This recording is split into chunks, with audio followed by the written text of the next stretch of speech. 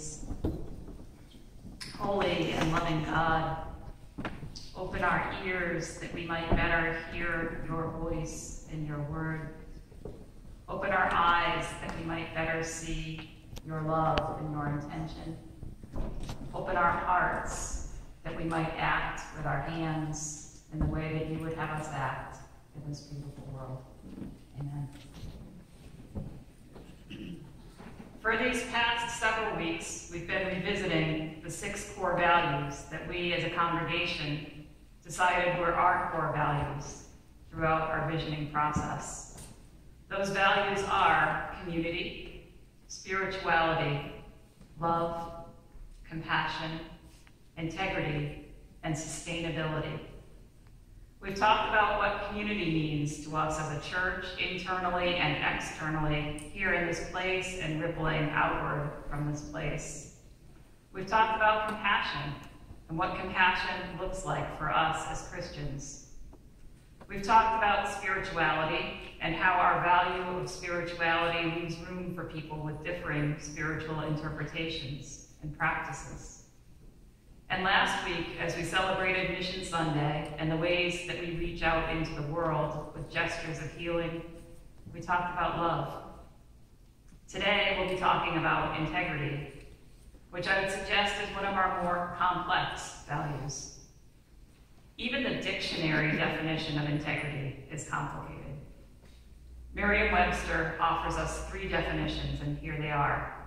Number 1, firm adherence to a code of especially moral or artistic values, incorruptibility. Number 2, an unimpaired condition, soundness. Number 3, the quality or state of being complete or undivided, completeness. So when we say that we hold dear the value of integrity, what do we mean? Are we talking about the integrity of our structures, the structure of our community, and the structure of this building?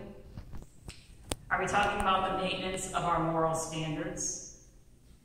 Are we talking about our completeness or our indivisibility? Or are we talking about all of it? What is the psalmist talking about when he talks about his blamelessness and his integrity in today's reading? Our Bible study group spent some time wrestling with this one this week. We found it interesting that the writer expends a great deal of energy talking about his own uprightness and all the ways that he keeps his hands clean, while many of the things he avoids in the name of staying holy, such as sitting with the worthless and hanging around with sinners, are the very things that Jesus later tells us we should be doing.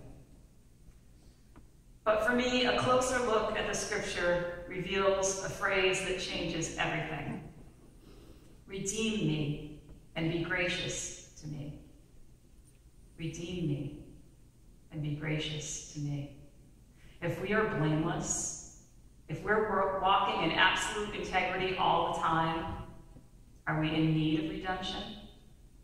Can any one of us make the claim that we've got life down so well, that we're living with such integrity all the time that we're not in need of redemption?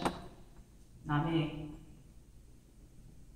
As a church, does holding integrity as a core value mean that we have no further work to do to maintain our integrity? I hope not. We live in integrity when we care for our resources, when we have safe church policies, and honest money handling practices, and we do those things well. We live in integrity when we share those resources with a world in need, when we serve up hot soup in the cold darkness of winter, when we visit the sick, when we take care of one another. We live in integrity in the teaching of our young people and in the passing along of traditions and sacraments as we celebrate today, as we celebrated this morning with our 4 young people who had their first communion. We're good at all of this here at First Church. So do we need redeeming at all? And if so, what keeps us as church here in this place and as the larger church from seeking redemption? My guess is that our aversion to shame has something to do with it. As often happens for me, my way of viewing shame was changed this week by the hand of God that I see all around me in the natural world. The shortening of days this time of year and the amount of rainfall that we've had this past couple of weeks have made much of the beauty that I seek look dreary. I got weary looking at falling leaves and the wreckage of the trees that were felled by our March storms, the decay of fall. And then on my walk on Friday, when the sun burst through, I looked again at one of those felled trees. Amidst that decay was a lacy pattern made by insects who had found a food source there. Moths and the marks of woodpeckers created a natural mosaic in that wood. And it made me consider the ways that light, cast on something that we've seen 100 times in the dark, causes us to view that thing differently. Here in New England, we take a great deal of pride in our origins. We're proud of our stalwart Pilgrim descendants, of their seeking religious freedom and the society that they built. And we should absolutely take pride in those roots. But here on Columbus Day weekend in 2018, we're becoming more and more aware as a society that the dust of manipulation, the unfair acquisition of land, and the horrors of slavery clings to those roots. And I'll be the first one to admit that it feels pretty uncomfortable to shake loose that shame as we look honestly at those roots. Here in this place, our history goes all the way back to those first English settlers. These folks endured grueling passage to this place by boat. They suffered tremendously. They dealt with disease and hunger, death and loss. So many didn't survive, but the fact that they established a society at all is miraculous and amazing. As a lifelong New Englander, I grew up with stories about these early settlers and their relationships with Native people. I was led to understand that we had an equitable relationship and that our Christianization of folks who had practiced their own religion for 6,000 years was somehow giving those Native people a leg up. I grew up believing that the Civil War had ended slavery and that we here in the North were somehow more civil, more enlightened because we were the first to seek to abolish slavery. But I never thought much about the fact that as one of the first colonies, we were also among the first to implement slavery. While working on the church's timeline for our visioning process, I became aware for the first time of the ways that our treatment of the Wampanoag people and the acceptance of slavery were a part of our growth and our development as a town and as a church. My own fascination led me to some research at the town archives right next door at the library. And I found records of the buying and the selling in this town of slaves, and the sale and purchase of a 5-year-old mulatto child named Stephen. A 5-year-old child. And if my stomach wasn't already churning with shame, I learned that, in fact, one of our early pastors, Reverend Abraham Williams, owned 2 slaves, Titus and Phoebe. Reverend Williams was a Harvard-educated theologian, considered to be wealthy because he could afford these 2 slaves. Because Titus and Phoebe lived indoors in the house with the Williams family, all reports state that they were well treated. And because they and the other slaves in town were considered property, they were not even part of our census records. There's very little documentation of their lives at all, other than the stories told through the experience of the majority of us. Phoebe isn't even assigned a last name. Our former meeting house, which at the time was also the center of our town government, was built with a balcony. And choir, we talked a little bit about the balcony before. The balcony in the original meeting house was built not so the lovely sound of the choir could drift down, but so that the feet of people who were different, and I quote the minister at that time, the feet of the Indians, the mulattoes, and the Negroes could not touch the same space as the feet of the white parishioners. One writing that I found suggests that Titus and Phoebe refused to marry because they didn't want their children to become slaves. Another writing suggests that Reverend Williams offered to free Titus Winchester in 1781 when Massachusetts laws shifted toward the release of slaves, but that Titus refused to leave his master and stayed with him until Reverend Williams died in the pulpit in 1784. After the death of his master, Titus allegedly went to work as a cook on a ship for a number of years, although again, the records are spotty. The telling of the Titus story by those who have the freedom to tell it alludes to a warm relationship between Titus and his master, and to Titus's loyalty being the thing that held him back from wanting to be freed.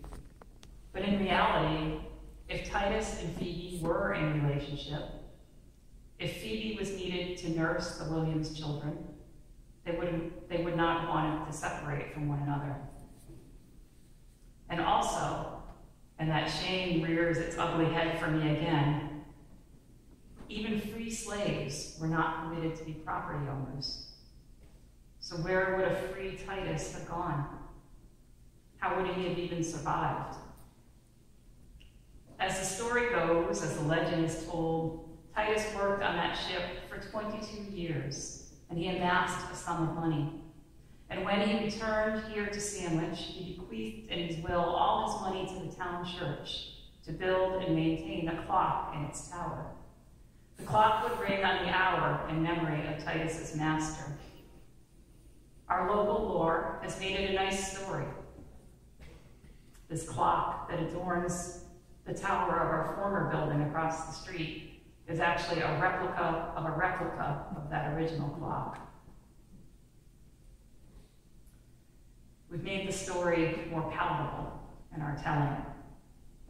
But an excerpt from Titus's will, and bear with this legalese, reads this way: I give and bequeath all my estate of every kind, securities, bank stock, dues, monies, books, apparel, and every other kind of property which I may die seized and possessed, to the inhabitants composing the First Religious Congregational Society, that was us at the time, in the First Parish Church of Sandwich, in trust for the said parish or society, for the support of the gospel ministry in the same, the accrued interest of which is only to be appropriated as aforesaid, and the principal to be kept vested by my executor hereafter named, in the stock of the Union Bank, or of the stock of any incorporated bank in the Commonwealth forever.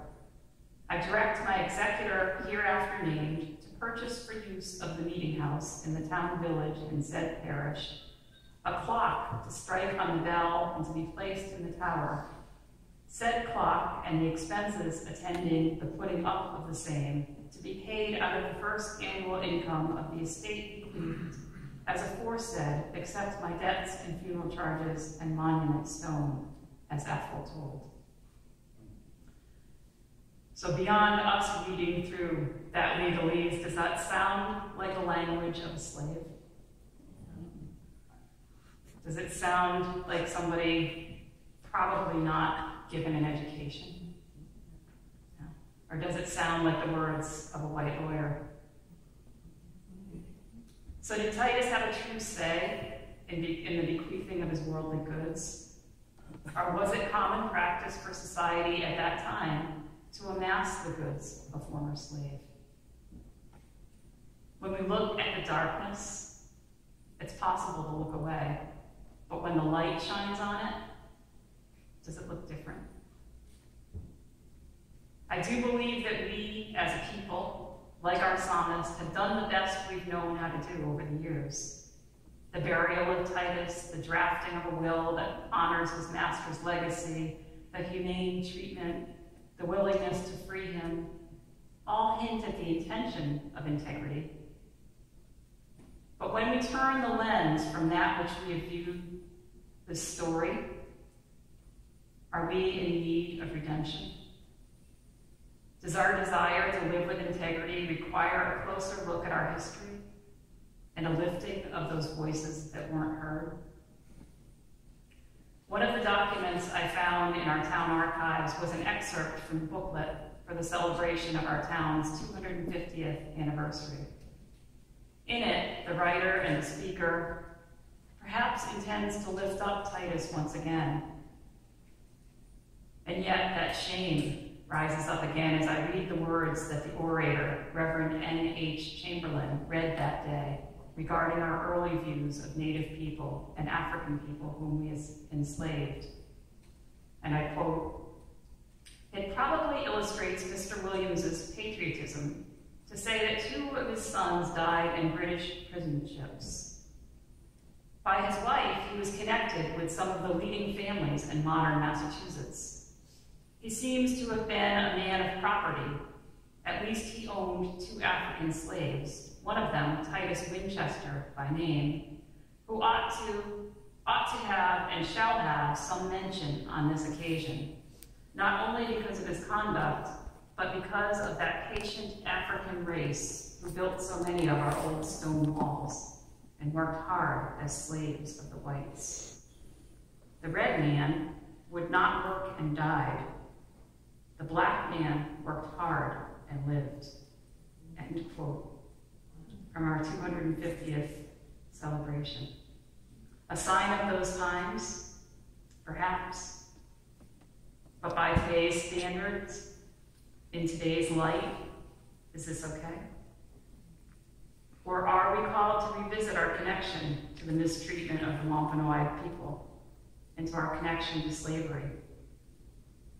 It's way more comfortable not to consider it part of history and to look away. I'm not claiming the status of that psalmist as I speak to you today. When I did this research, I so wanted to turn away. I wanted to minimize it and dismiss it. The deep sense of shame that inserted itself between integrity and pride and has nestled there these past 3 years since I turned in that paper on Titus has deeply affected me. As we celebrated our town's 375th celebration a couple of years ago, my pride in our history and our long, strong roots was stifled by that dust of injustice that clings to them. And I don't know what the answer is, but I'm pretty sure it's not silence. I do know that as a denomination, the United Church of Christ has an amazing minister of justice, Reverend Tracy Blackman. Reverend Blackman has been a voice of power and truth and integrity in shining a light on the lasting effects of racism. I know that our president, Reverend John Dorhauer, has been a leader in speaking out about white privilege, and that if First Church was interested, our denomination would likely partner with us to go forward, to consider what that redemption might look like. So what does the holding of the core value of integrity ask us to do? How does it ask us to be? How does our belief in a still speaking God impact our ability to look at and acknowledge all of our strengths and to look more honestly at how we might address areas where we've been weak? On this World Communion Sunday, as we prepare to celebrate communion together, and as we celebrated with our second graders this morning, we acknowledge the common table of Jesus that unites us with Christians around the globe. On this Sunday especially, where can we take joy in our integrity? And where might we seek redemption? May we be inspired by the light of God's word to continue to challenge our own stories. Amen. Please stand and join me in singing hymn number 609, Take My Life in the Blue Hymnal.